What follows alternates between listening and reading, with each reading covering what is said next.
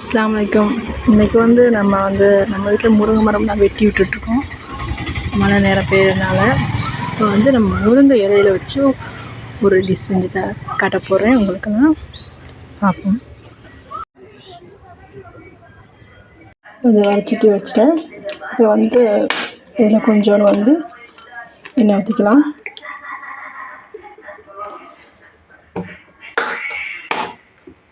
எண்ணெய் காஞ்சிடுச்சு. இதில் கொஞ்சமாக கடலப்பருப்பு போட்டுக்கலாம். ஏன்னா நான் செய்கிற சட்னி கொஞ்சமாக தான் நான் செய்கிறேன். அதனால் கொஞ்சம் கடலப்பருப்பு. இப்போ கடலப்பருப்பு இதாகணும்.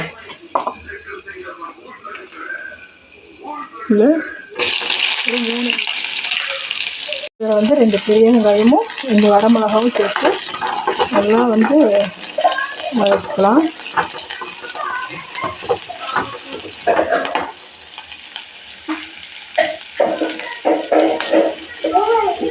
நான் இதில் 1 கப் கீரை எடுத்துருக்கேன், முருங்கைக்கீரை.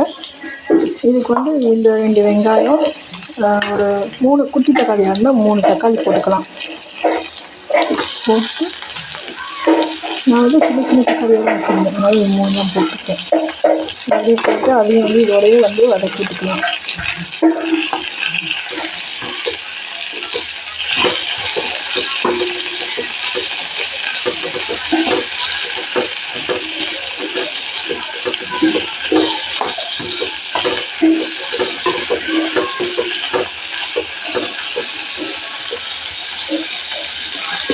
இது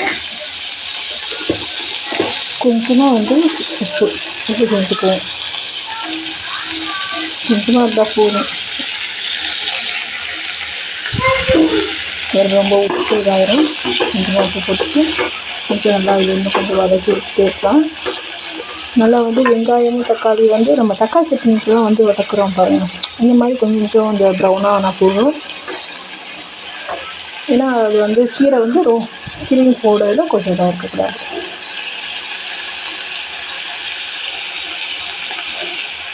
பார்த்தீங்கன்னா வெங்காயம் தக்காளி எல்லாம் கொஞ்சம் ப்ரௌனாக வதங்கிடுச்சு.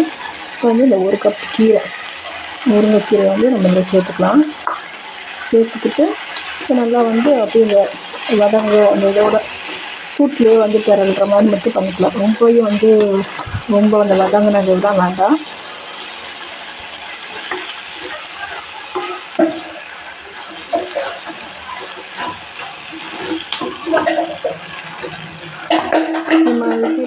இதில் ஒரு ஸ்பூன் இவ்வளோண்டு புளி போடலாம்.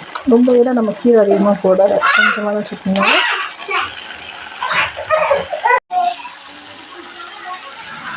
இந்த கீரை வதங்கினோன்னு இன்னும் தேங்காய் போட்டுக்கலாம். நம்ம தக்காளி சட்னிக்கு அரைக்கிற மாதிரியே தான்.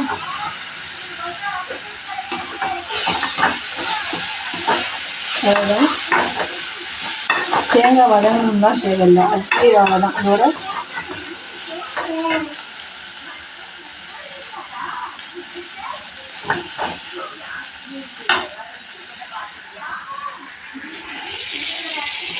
கீரை அந்த அளவு மட்டும் வதங்கினா போதும். இதை அப்படியே இப்போ ஆஃப் பண்ணி ஆற வச்சிடலாம். ஆற வச்சுட்டு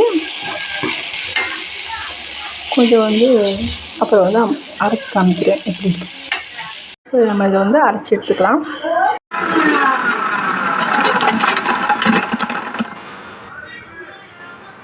சட்னி நைஸாக அரைச்சி எடுத்துருக்கேன் பாருங்கள்.